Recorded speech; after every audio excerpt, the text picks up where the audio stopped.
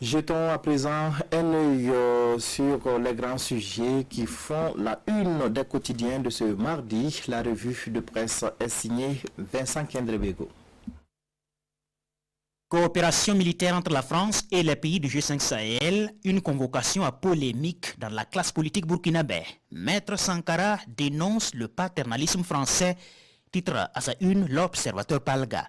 De la rencontre annoncée pour le 16 décembre à Pau, en France, le patron de l'UNIR-PS note qu'elle peut se justifier dans le fond, mais relève le caractère irrespectueux de la convocation du président de la République française à ses homologues africains. Inamicale et insultante, enfonce Yacouba Isaac Zida dans une publication relayée par l'Obs. Répondre à cette convocation équivaut à se passer des chaînes au cou et à se soumettre à une domination néocolonialiste selon l'ancien Premier ministre.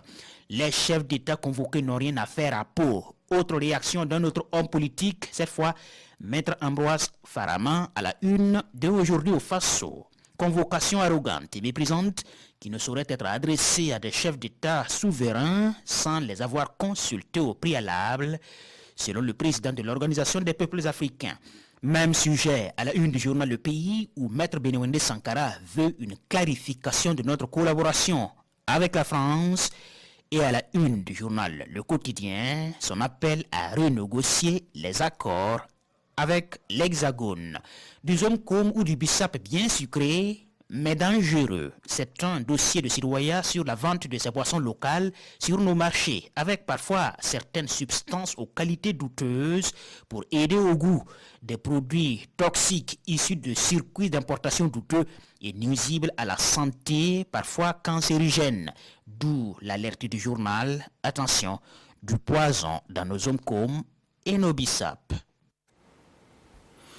Et puis donc avant de nous séparer, sachez que à l'instar donc des autres années, des années précédentes, les éditions Sidoya vous proposent dans le cadre de la commémoration de l'indépendance du Burkina un numéro spécial sur la région du Centre-Est, hôte de la 59e édition, le Bissa et l'Arachide, l'histoire de la tête de chien entre Bissa et Samo, les peuples de la région du Centre-Est, leur culture et leur activité économique. C'est à découvrir dans ce hors-série 11 décembre, disponible au stand des éditions Sidoya à Tenkodogo et au siège à Ouagadougou.